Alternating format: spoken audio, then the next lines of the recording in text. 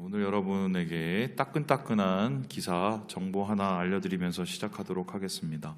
여러분 3월 20일이 혹시 뭔지 아십니까? 잘 모르시지만 세계적으로 이날은 되게 중요한 날인데 세계 행복의 날이라고 합니다. 이걸 누가 정했을까?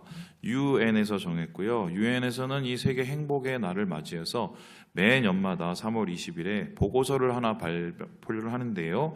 세계 행복 보고서를 발표를 했습니다.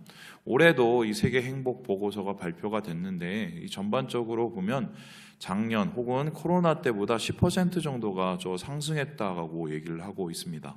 그렇다면 이제 문제가 이 행복 지수에 보면은 이제 순위가 쫙 매겨집니다. 우리나라는 이제 순위 되게 중요하죠. 그러면 전체 국가가 147개국 중에 우리나라 순위가 도대체 몇 위나 될까요? 보여주실까요? 1등은요, 다음에서 보시지 핀란드이고요, 덴마크, 아이슬란드, 스웨덴, 네덜란드 이런 소위 말해서 북미 국가를 중심으로 행복도가 굉장히 높은 것으로 밝혀졌습니다. 근데 여기서 우리나라는 보시듯이 저기 끝에 보이시죠? 저기도 원래 저기 없는 건데요, 끌어올려 놨는데요, 58위입니다. 58위. 58이면 147 중에 그래도 30% 안에 들면 잘 되는 거 아니냐. 그런데 좀 여긴 문제가 있는 게 대만 아시죠? 대만이 몇 위냐면 27위예요. 27위. 그리고 일본도 55위입니다. 그러니까 우리보다 이 동북아시아에서 좀 견주어 보면은 힘든 나라는 중국인데 중국이 68위 정도밖에 되지 않습니다. 그러니까 우리의 소득 수준이나 우리가 가지고 있는 국가적 지위에 비해서는 상당히 행복 지수가 낮다라고 얘기할 수가 있습니다. 그런데 여기서 끝나는 게 아니라 올해 우리가 58위를 했는데 작년에는 몇 위를 했냐면요, 52위를 했습니다. 그렇다면 6위나 떨어졌죠. 그런데 이 하강 곡선이 지금 한 해, 두 해의 문제가 아니라 계속해서 떨어지고 있습니다. 이제 그렇다면은 우리나라 사람들의 행복하다는 그런 생각들이 점점 더 불행으로 바뀌고 있다는 건데 도대체 우리나라에 무슨 일이 일어났길래 이런 상황이 벌어졌을까? 요걸 한번 살펴보면 이 세계 행복 보고서 한국 리포트를 이렇게 보면 다음과 같습니다. 보여주시죠. 이 보시다시피요, 사회복지가 한 84위 정도밖에 안 됩니다. 그러니까 국가적 지위에 비해서는 우리나라가 복지가 많은 편이 절대 아니에요. 147개국 중에 중간 정도 됩니다. 아직 더 해야 되고요. 그런데 흥미로운 건 GDP가요 5만 불이 넘습니다. 5만 불이. 정확하게 5만 1,099불이고요. 이게 전체 세계 경제 규모를 따져보면 21위라고 이야기를 하더라고요. 그렇다면은 돈도 잘 벌고 물론 좀 복지가 좀 약하다고 치는데 뭐가 문제라서 사람들이 이렇게 불행하다고 생각하는 거야? 저 박스 안에 드는 게 되게 중요한데요. 이 보시듯이 긍정적인 감정들, 나는 행복해, 그냥 잘해보자, 잘 될 거야, 이런 생각은 계속 내려가고 부정적인 생각, 안 될 거야, 끝났어, 이런 생각은 계속 올라가고 있어요. 그게 첫 번째 그래프고요. 두 번째는 뭐냐면 기부하고 나눔하고 봉사하는 것들이 보시다시피 한 3, 4년 정도부터 계속적으로 떨어지고 있습니다. 그리고 여기에서 보시는 맨 마지막 그래프가 굉장히 좀 의미가 있는데요. 불평등 지수가 굉장히 많이 올랐어요. 그렇다면 우리나라의 행복 지수에 가장 큰 문제를 주는 것 중에 하나가 뭐냐면은 분배 문제가 크게 차지하게 된 거예요. 어떤 일이 있었는지는 잘 모르겠지만 나라 경제도 경제지만 이 경제의 분배가 코로나 이후에 우리나라가 제대로 되지가 않아서요. 사람들이 여기에 대해서 좀 불만을 많이 품고 있는 것 같습니다. 실제적으로 저도 기분이 상당히 나쁜 게 강남에 있는 아파트는 계속 오르고 앉았는데 왜 의정부는 안 올라요? 그죠? 이런 게 우리를 이제 불행하게 만든 것일 수가 있어요. 그래서 대충 이렇게 보고, 그래. 좀 분배 문제를 신경 쓰고 복지 신경 써야 되겠구나. 이렇게 생각하고 넘어가려고 했는데요. 여기서 굉장히 이 리포트 중에 의외의 이 멘트가 있었습니다. 뭐냐?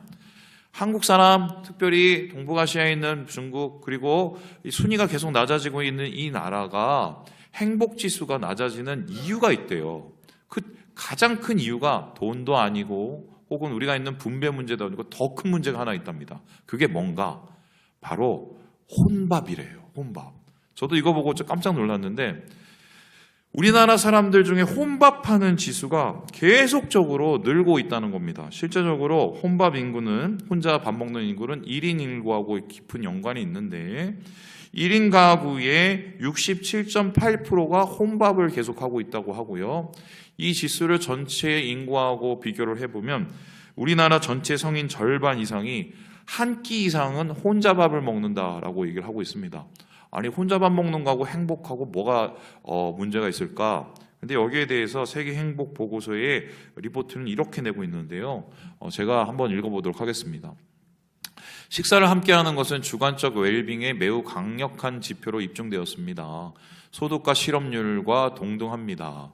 다른 사람과 더 많은 식사를 함께하는 사람들은 삶의 만족도와 긍정적 영향이 상당히 높고 부정적 영향은 낮다고 보고합니다. 한마디로 돈 많이 버는 것보다 같이 밥 먹는 게 더 중요하대요. 다른 사람들과 식사를 함께하는 것이 더 나은 인생평가, 긍정적인 감정의 증가, 부정적인 감정의 감소를 나타냅니다. 소득과 고용에 비해 웰빙을 예측하는데 중요한 요인일 뿐만 아니라 많은 경우 그보다 더 중요한 것으로 나타납니다. 그러니까 이 혼밥하는 이 문제, 그리고 같이 밥 먹는 이 문제가 우리가 상상하는 것보다 훨씬 더 행복에 미치는 영향이 크고요. 심지어는요, 이 리포트를 보면은 이 혼밥이 무엇과도 연결되면 개인의 건강하고도 연결이 됩니다. 혼밥하는 사람들이 대사증후군에 걸릴 가능성이 되게 높고 당뇨, 고지혈증 이런 것 비만 혼밥일 경우에 이게 훨씬 높다고 리포트가 나와 있더라고요.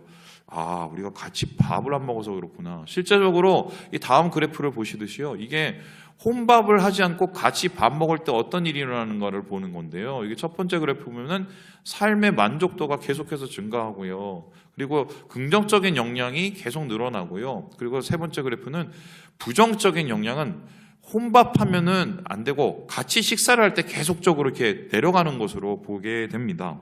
이제 그런 의미에서 살펴보면 여러분에게 질문을 하고 싶어요.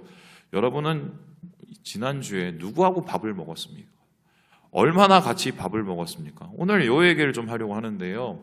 근데 이게 얼마나 되게 중요하냐면 우리 교회의 역할이 바로 이 밥상하고 깊은 관계가 있다면 여러분 어떻게 생각하시겠습니까? 교회는요, 원래 식탁 공동체, 밥상 공동체로 시작을 했습니다.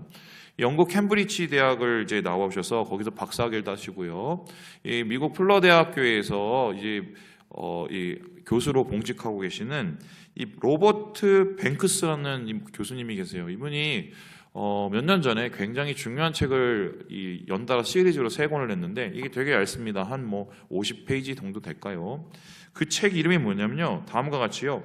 1세기 교회 예배 이야기입니다. 그러니까 한마디로 1세기의 교회가 어떻게 예배를 드렸느냐 이 얘기를 하고 있는데 이분이 자기가 숱한 여러 가지의 연구 과정 속에서 일종의 브리스길라와 아굴라를 이제 대상으로 해갖고 소설같이 픽션을 만들었어요. 팩션이죠, 팩션. 그 팩션에서 예배의 모습을 이렇게 기록을 하고 있는데요. 이것도 한번 제가 읽어보겠습니다. 이제 예배가 시작되는 건가? 글레멘드에게 물었다. 글레멘드는 이제 초대한 사람이에요. 그러자 그는 나를 의아하게 쳐다보면서 말했다. 나라는 것은 여기서 이제 초대받은 예수 안 믿는 사람인 거죠. 집으로 들어오면서 실제로 예배는 시작되었지. 브리스가는 식탁에 차려놓은 빵 한 덩이를 들고 감사 기도를 드렸다. 독생자가 죽음으로써 우리가 살 수 있다는 복음을 듣게 되었다. 기도 후에 모든 순서를 마무리했고 식사가 시작되었다. 점잖은 의식이나 이국풍 신비주의도 아니었다. 모든 것이 아주 단순하고 실제적이었다. 그렇다면 이 모습을 보면서 우리가 알 수 있는 게 뭐냐면 초대교회는요, 첫 번째로 가정예배 중심이었어요. 그러니까 지금은 이 넓은 공간에서 우리가 많은 사람들이 예배를 드리지만 원래 초대교회는요, 가정에서 한 가정 내지는 5가정이 함께 모여서 예배드리는 그런 예배가 바로 교회의 시작이었습니다. 그래서 자연적으로 가정이 모이면 어떻게 예배를 드렸냐면요, 같이 밥을 먹으면서 시작을 했어요. 지금 우리가 예배를 드릴 때 앞에서 찬양도 하시고 우리가 사도신경도 하고 끝날 때 우리가 축도도 하는데, 그래서 제가 예전에 보면은 목사님 오늘은 주기도를 왜 안 하십니까? 예배 마칠 땐 무조건 주기도 해야 되고 시작할 때는 무조건 사도신경 해야 되고 우리는 그렇게 알고 있지만 이런 예배의 형태는 초대교회 예배 형태가 아니었습니다. 초대교회는요, 예배의 시작과 끝이 정확치가 않았어요. 그냥 쉽게 설명하면 사람들이 모여요. 어떤 사람은 빨리 오죠. 어떤 사람은 일하다 늦게 오죠. 그러면요, 같이 기다려줍니다. 그리고 밥을 같이 먹어요. 밥을 먹다가 맨 처음에 밥 먹기 전에 기도를 하지요. 밥 먹다가 중간에 뭘 하냐면은 성찬을 했어요. 성찬을. 애찬과 성찬이 같이 이루어졌고요. 그 가운데서 또 복음을 전합니다. 또 찬양도 이루어져요. 그리고 우리가 식탁에서 얘기하다 보면 이런저런 얘기를 나누잖아요. 요즘에 뭐 힘들어요. 그러면 힘든 얘기하면은 그 식탁에서 같이 기도를 했어요. 식탁 공동체가 곧 교회 공동체고 예배 공동체였다는 것이 바로 초대교회의 특징이었는데요. 그런데 이 교수님은요, 이 서문에서 뭐라고 그러냐면 이렇게 얘기하는데요. 지난 2000년 동안 우리는 결정적인 무언가를 잃어버렸다. 예배는 드리고 함께 교회라는 곳으로 모여 있는데 핵심과 알맹이가 빠져버렸다는 거예요. 그래서 이 로버트 뱅크스 목사님, 이 교수님이 이야기하는 교회가 잃어버린 핵심은 뭘까? 밥상 공동체라는 겁니다. 단순히 같이 밥 먹는 게 중요한 게 아니라 함께 식구가 되는 것, 함께 나눔과 하나님 안에서 함께 연합하는 그 가장 중요한 공동체성을 이 한국교회와 현대교회가 잃어버렸다라고 이 책에서 강조를 하고 있습니다. 이제 그런 의미에서 보면요, 우리가 정말 회복해야 되는 것은 밥상입니다. 우리 형제 자매들이 함께 식구가 되는 과정인데요. 그럼 한국교회가 잃어버린 이 밥상 어떻게 찾아야 될까? 이 밥상 공동체의 원형을 우리가 다시 회복하는 게 되게 중요한데요. 그래서 제가 오늘 말씀을 정하게 된 거예요. 오늘 말씀은 이 초대교회에 혹은 이 한국교회에 이 세계교회의 밥상 공동체의 원형이 나타나 있습니다. 그 원형은 무엇일까요? 그림 한 점을 제가 가져왔는데 보여주시죠. 여러분 아시는 밀레라는 작가죠. 이삭줍기로 알려져 있는 이분이 또 그림 한 점을 냈는데 자연주의 작가니까요. 추수 중에 휴식이라는, 한마디로 사람들이 추수하고 나서 밥 먹는, 둘러서 밥 먹는, 우리로 따지면 뭐 참을 먹는 거죠. 그 그림을 그리고 있는데 이 부제가 뭐냐면요, 룻과 뭐예요? 보아스예요. 그러니까 룻과 보아스의 밥 먹은 이야기를 모티브로 해갖고 이 그림을 그리고 있습니다. 그렇다면 저기 뭘 들고 오는 파란색 입은 여인이 아마 룻이겠죠. 그리고 그를 데리고 오는 남자가 누구겠어요? 보아스입니다. 근데 이 장면이 왜 중요한가? 이 보아스의 식탁, 오늘 말씀에 나오는 이 보아스의 식탁이 곧 교회의 특징을 담고 있기 때문이에요. 그래서 보아스가 어떻게 밥을 먹었는지, 여기서 무슨 밥을 어떻게 먹었는지, 무엇을 나누는지 오늘 이것을 살펴보면요, 우리 교회가, 이 한국의 공동체가 지금 잃어버린, 2000년 동안 잃어버린 제일 중요한 이 식탁 공동체의 특징, 교회의 이 공동체성을 다시 한번 되새겨볼 수 있겠다. 그래서 저는 오늘 여러분과 함께 보아스 식탁의 특징을 3가지 알아보고요, 이것을 통해서 우리 교회의 좀 갈 길을 좀 살펴보려고 합니다. 첫 번째, 그렇다면 보아스의 식탁은 어땠을까요? 우리 같이 한번 읽어보도록 하겠습니다. 시작. 평등의 식탁. 보아스의 식탁은요, 그냥 계급과 계층이 없는, 민족과 신분의 차이가 없는 평등한 식탁이었다고 이야기를 하고 있습니다. 말 그대로 한 식탁에서 한 음식을 한 식구들이 들러 모여서 같이 마셨는데요. 교회도 마찬가지입니다. 교회는요, 하나님의 식탁 앞에서 모두가 평등한, 하나님의 은혜의 말씀 앞에 모두가 평등한 공동체다, 이렇게 말할 수 있어요. 그래서요, 카톨릭은 틀린 거예요. 어떻게 교회에서 직급이 있고 계급이 있어요? 그거는 하나님이 원래 만드신 교회의 모습이 아니라는 것입니다. 우리 함께 14절의 말씀을 같이 한번 읽어보도록 하지요. 시작. 식사할 때에 보아스가 룻에게 이르되 이리로 와서 떡을 먹으며 내 떡 조각을 초에 찍으라 하므로 룻이 곡식 빼는 자 곁에 앉으니 그가 볶은 곡식을 주매 룻이 배불리 먹고 남았더라. 이 보아스의 식탁은 시작부터 파격적이었습니다. 왜냐하면 주인과 일꾼, 또 그 일꾼 중에는 머슴도 있었지만 종과 노예도 있었거든요. 이런 사람들이 한 식탁에 같이 앉아서 들러앉아서 같은 것을 떡을 떼 먹습니다. 이 떡을 뗀다는 것은요, 형제나 가장 가까운 친지를 나타낼 때 하는 일입니다. 근데 보아스는 여기서 그치는 것이 아니라 룻이라는 여인을 이 식탁에 참여를 시키세요. 그런데 이 룻이라는 여인은 어떤 여인이냐? 그냥 여인이 아니라요, 과부고요. 그냥 과부가 아니라요, 이방인 과부입니다. 그렇다서 어떻게 보면 지금 이 식탁은요, 주인, 일꾼, 종, 이방인, 과부 모든 종류의 사람들이 함께 모여서 식탁에 둘러앉아서 밥을 먹고 있는다는 것입니다. 그런데 여기에서 이 보아스가 하나 더 하기 시작하는데 뭐냐? 떡 조각을 어디에 찍어 놓는다고 얘기합니까? 보여주시죠. 바로 초에 찍고 있어요. 이 초라는 건 뭐냐면 포도주 삭힌 뭐 일종의 소스라고 있는데, 이거는 떡 떼는 것보다 더 중요합니다. 우리로 따지면요, 국그릇을 같이 쓰는 건데, 여러분 옛날에 생각을 해보면 찌개나 국 먹을 때 그냥 안 하고 어떻게 수저로 어떻게 씁니까? 입을 한번 쫙 빨고 딱 얹었죠. 이거는 웬간히 가까우지 않으면 못해요. 동급 레벨이어야 돼요. 그런데 이 일을 룻에게도 허락을 해줘요. 그렇다면 이게 어떤 거냐면 룻을요, 자기의 동료로, 자기의 가족으로, 자기의 민족으로 받아들이는 거라고 얘기할 수가 있습니다. 그래서 여기에 대해서 김지찬 교수님이 이렇게 평가를 하고 계시는데요. 우리 같이 한번 읽어보도록 하지요. 시작. 이스라엘인과 모압인이 남자와 여자가 그리고 밭주인과 일꾼이 차별 없이 볶은 곡식과 물을 넣고 떡을 떼어 먹는 보아스의 추수밭의 풍경은 하나님께서 어떻게 평범한 물질을 재료로 삼아 평범한 일상 속에서 일하시는지를 잘 보여준다. 이는 예수님께서 즐거워하실 잔치이다. 주님의 복음이 회복하실 원하는 세상을 미리 보여주는 것이다. 김지찬 교수는 바로 이러한 보아스의 식탁, 평등한 식탁을 복음의 공동체의 식탁이라고 보았습니다. 왜냐하면요, 복음은요, 차별이 있는 게 아니라 모든 사람에게 동일하게 임하는 것이기 때문입니다. 초대교회도 사실 이렇게 시작을 했어요. 그런데 교회가 커지면서 문제가 생겼는데 어떤 문제인가? 분쟁이 일어났습니다. 물론 분쟁이 없는 교회가 없지만 이 분쟁은 굉장히 커져가는데요. 이방인 출신 그리스도인과 유대인 출신 그리스도인이 싸우기 시작을 했어요. 그 가지고 있는 문화적 환경, 또 계층적 환경이 부딪혔고요. 그리고 유대인이 생각할 때는 좀 꺼려졌어요. 저 사람들하고 밥을 먹는 게. 왜냐하면 이방인은 더럽다고 생각했거든요.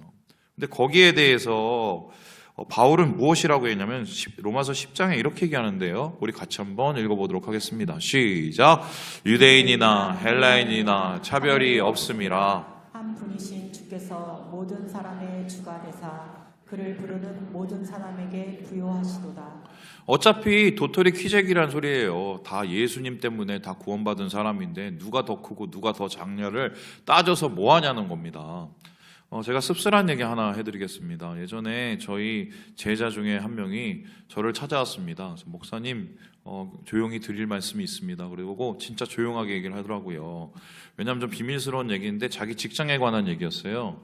그 직장이 어떤 직장이냐면요, 기독교의 직장이었습니다. 참고로 그 직장의 회장님이 목사님이셨어요. 그리고 꽤 커요. 그런데 이 친구가 거기에 취직을 해서 뭐 아트 디자인 뭐 이런 걸 하고 있었는데, 이 아트 디자인보다 더 중요한 일을 맡았대요. 그래서 그 중요한 일이 도대체 뭐냐 그랬더니 목사님 밥 챙기는 거래요. 그래서 아니 목사님 밥을 왜 챙기냐, 밥솥이 밥을 챙겨야지. 그런데 흥미로운 게 밥 챙기는 방법이 되게 독특했습니다. 밥을 3개를 만들어 놓고요, 3개를 중에 하나를 이렇게 올려놔요. 하나는 들고 있어요, 하나는 밥통에 있어요. 근데 목사님이 밥을 먹으러 오실 때도 있고 안 먹으러 오실 때가 있대요. 그리고 빨리 오실 때도 있고 늦게 오실 때가 있대요. 그러면 오래 걸리면 밥이 어떻게 해요? 식죠. 그러면 다시 올리고 이 밥을 집어넣고 또 하나를 들고 있답니다. 그래서 뭐 그런 목사가 있냐, 그 이상한 목사다, 이렇게 얘기를 했어요. 그럼 걔는 밥도 못 먹어요. 시간이 지나고 목사님이 온지 안 오는지 결정되고 나서 밥을 먹습니다. 그리고 나는 더 황당한 얘기를 들었는데, 이 목사님은 식사를 하시면은 누구에게 신방을 하거나 이러면요, 그냥 식사를 하지 않으신답니다. 그래서 그러면 어떻게 식사를 하냐 그랬더니 자기가 원하는 곳에 가서 밥을 안 사주면은 아예 같이 밥을 안 드신대요. 그래서 뭐 더 원하는 데가 어디냐 그랬더니 되게 유명한 호텔에 그 단품 식사가 나오는데, 그런데 그럼 도대체 그 가격이 얼마냐? 그 당시 제가 벌써 10년이 넘었는데요, 25만 원이었어요. 저도 먹고 싶네요. 이게 말이 돼요? 네? 저는 이게 한국교회 현실이라고 저는 생각을 해요. 예전에 제가 사역하던 교회도 보면은 목사님 상을 따로 올려드렸단 말이죠. 그리고 목사님 상에는 아예 국도 다르고 반찬도 다르고, 저는 이건 좀 정신병자로 봅니다. 왜냐? 아니, 성도들을 유일하게 같이 얼굴을 맞대고 볼 수 있는 시간이 같이 밥 먹는 그 시간 말고 뭐 있어요? 이거는 그냥 예배드리는 상황이고. 그런데 그것을 그딴 식으로 만일에 왜곡을 하고 다른 식의 생각을 하면 그거는 예수 안 믿는 거라고 저는 생각을 해요. 주님의 식탁은 평등해요. 교회는 평등한 곳이에요.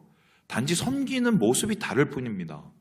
그래서 이 교회, 이렇게 평등의 이 식탁으로 시작한 이 교회는 결국 어떻게 해요? 우리나라를 변화시켰어요. 뭘 변화시켰습니까? 여성 인권 높여줬고요. 아이들의 인권을 높여줬고요. 이런 것들이 다 어디서 시작됐냐면요, 교회에서 시작된 평등한 밥상이었어요. 오늘 예수님께서는 말씀을 통해서 우리가 회복해야 될 것이 무엇인지 보아스의 식탁의 그 평등함을 다시 회복하라고 말을 하고 있는 것입니다. 그렇다면 두 번째로 이 보아스의 식탁은 어떤 특징을 가지고 있었을까요? 우리 같이 한번 읽어보도록 하겠습니다. 시작. 은혜의 식탁. 평등의 식탁이자 동시에 뭐라고요? 은혜가 나누어지는 식탁이라고 이야기를 합니다. 은혜라는 것은 무엇입니까? 하나님으로부터 받는 것이죠. 하나님을 받을 때 우리가 자격이 있어서 받으신 분 여기 한번 손 들어보세요. 없죠? 거저 받는 것입니다. 그래서 예수님께서 뭐라고 그러죠? 거저 받았으니 거저 주라고 얘기합니다. 식탁은 이러한 나눔, 거저 나누는 은혜와 긍휼이 넘치는 곳인데요, 이 식탁 앞에서 룻은 보아스에게 이렇게 얘기를 합니다. 우리 함께 13절의 말씀을 읽어보도록 하지요. 시작. 룻이 이르되 내 주여, 내가 당신께 은혜 있기를 원하나이다. 나는 당신의 하녀 중에 하나와도 같이 못하오나 당신이 이 하녀를 위로하시고 마음을 기쁘게 하는 말씀을 하셨나이다 하니라. 아니, 어떻게 저한테 이렇게 잘해주세요? 아니, 그냥 여기서 그냥 뭐 이렇게 물만 먹어도 고마운데 식탁에 참여하게 해주시고, 아이고 이건 뭐 말도 안 돼요. 긍휼을 이렇게 베풀어 주십니까? 이렇게 이야기를 하고 있습니다. 이삭 줍기 허락해줬고 물 줬고요, 식탁 줬고요. 말 그대로 말도 안 되는 과한 은혜였습니다. 그래서 학자들은요, 이러한 이 보아스의 행동에 대해서 조금 다른 해석을 하시는 분들이 있어요. 뭐냐? 룻이 이뻐서. 남자들은 아시죠? 10대도 이상형이 이쁘고 20대도 이쁘고 30대도 이쁘고 60대는요? 이쁘고. 무조건 다 이뻐야 돼요. 그래서 룻이 이뻐서 그런 거 아니냐, 떡 하나 더 준 거 아니냐. 그런데 아니에요. 여기에는 되게 중요한 사연이 하나가 있어요. 뭐냐면요, 보아스의 출신이에요. 출신 성분. 여러분, 여기에 대해서 이제 마태복음은요, 예수님의 족보를 기억하면서 보아스를 이렇게 기록하고 있는데요, 1장 말씀을 같이 한번 읽어볼까요? 시작. 살몬은 라합에게서 보아스를 낳고 보아스는 룻에게서 오벳을 낳고 오벳은 이새를 낳고 이새는 다윗 왕을 낳으니라. 그러니까 이 보아스가 다윗 왕의 이제 할아버지가 되는 거죠. 근데 여기서 보듯이 보아스의 아버지가 누굽니까? 살몬이래요. 근데 살몬의 부인이 누구예요? 라합이래요. 여러분, 라합 기억하십니까? 여리고성 기억하시죠? 그냥 라합이 아니에요. 무슨 라합이죠? 기생이에요. 그냥 기생도 아니고요, 여리고 이방인이었습니다. 죽어야 될 가나안 사람이었어요. 근데 이 사람이 이 정탐꾼 2명을 숨겨주고 그들에게 축복을 받아서 어떻게 보면은 탈출을 하게 됐고요, 그의 가족이 구출받았을 뿐만 아니라 이때 왔던 정탐꾼하고 결혼을 합니다. 그 사람이 살몬이에요. 그리고 낳은 아이가 누구다? 보아스예요. 그렇다면 보아스는 누구보다도 이방인들의 마음을 알아서요. 이 나그네의 마음, 공동체에 들어올 수 없으나 저변에서 참 힘들어하고 어려운 그 사람들의 마음을 어렸을 때부터 엄마를 보면서 안 겁니다. 그래서 그러한 마음이 있었기 때문에 공감을 했고요, 공감은 긍휼의 이유가 됩니다. 여러분, 은혜를 받은 사람이 은혜를 나눌 줄 알아요. 그래서요, 예수 그리스도를 믿는 신앙 공동체도 마찬가지인데 우리는 은혜 공동체예요. 그래서 이 초대교회를 보면요, 단순히 밥 먹고 기도하고 예배하는 데서 끝난 게 아니라 유무상통을 하는데요. 뭐냐면요, 자기의 물건을, 자기의 재산을 팔아서 형제자매들과 함께 나누었습니다. 필요에 따라서. 거기서 끝난 게 아니죠. 모두 거둔 그 재물을 가지고 어떻게 했습니까? 주위에 있는 사람들을 돕는 구제로 나가요.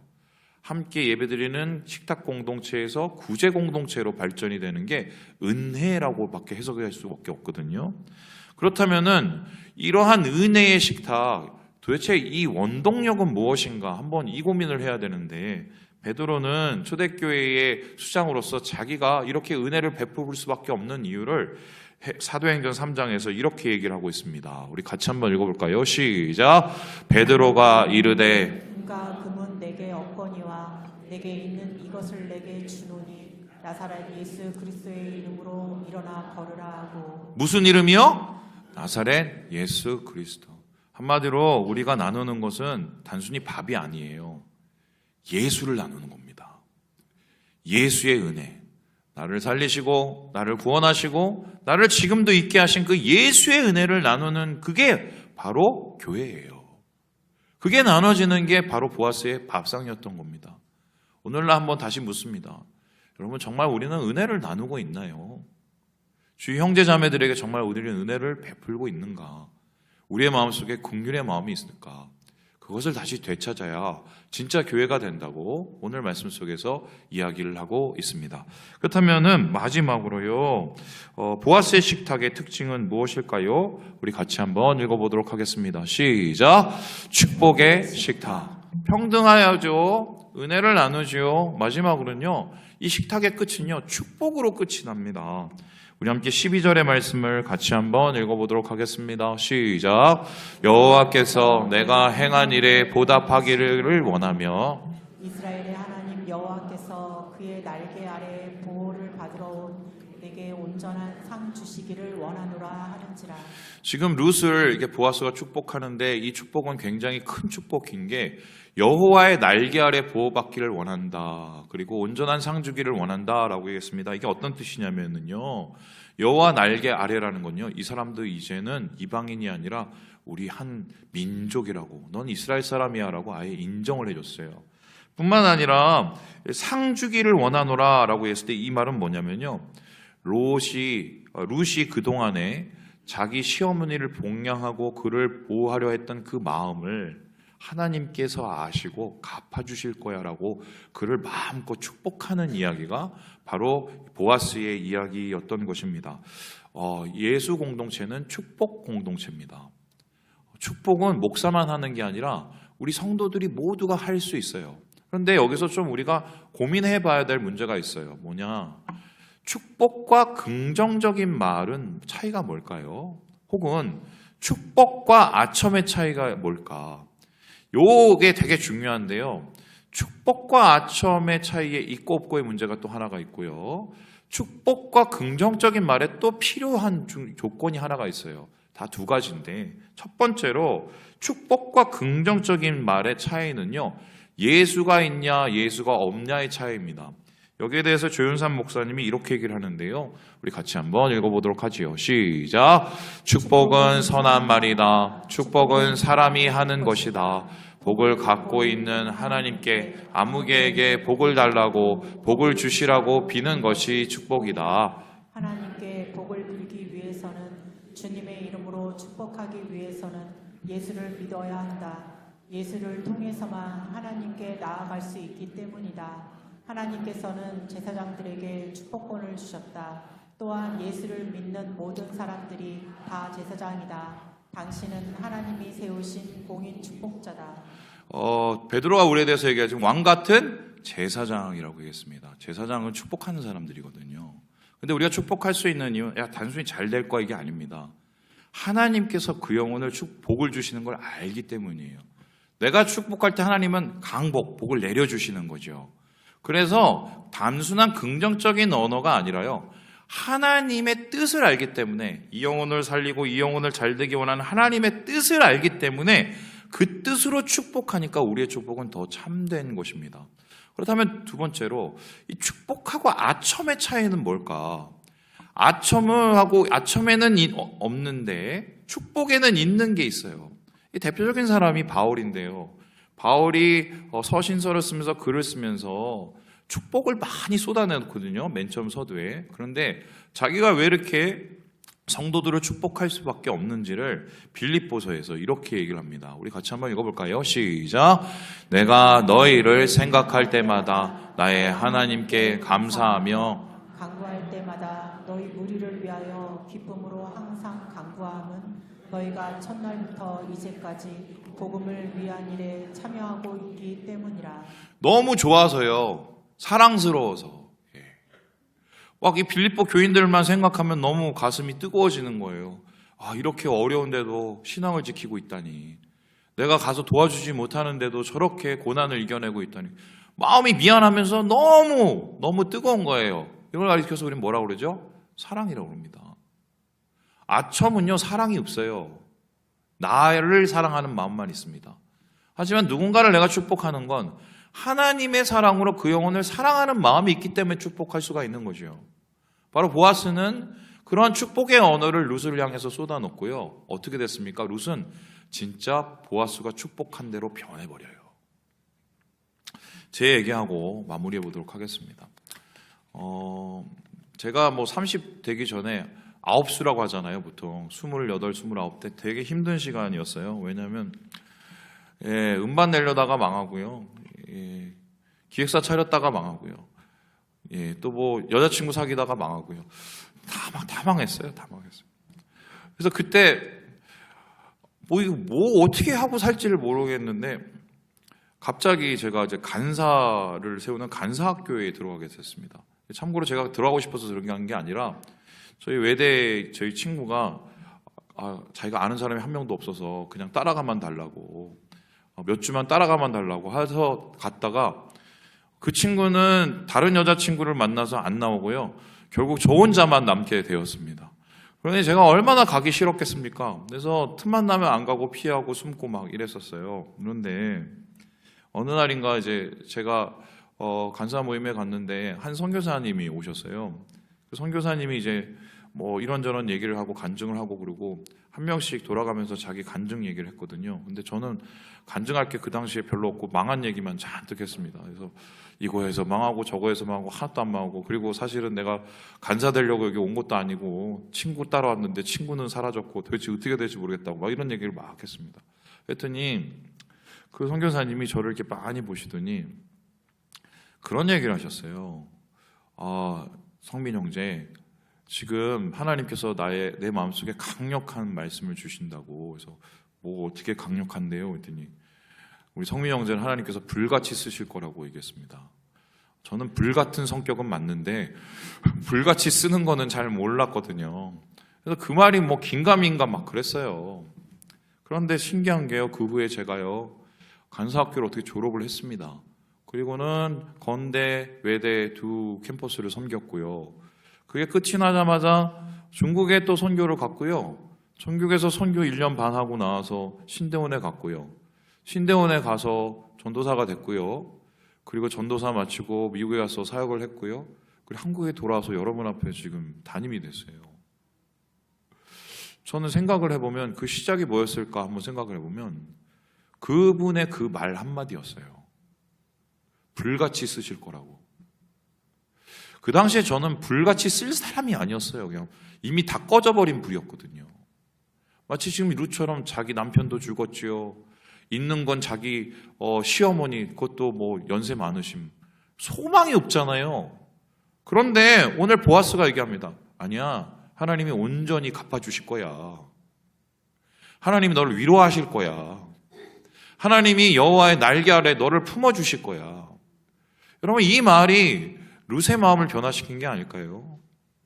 그러한 식탁 속에서 축복을 얻고 하나님에 대한 소망을 얻고 결국 이 룻을 통해서 이스라엘 백성들이 살아나요. 말씀을 마칩니다.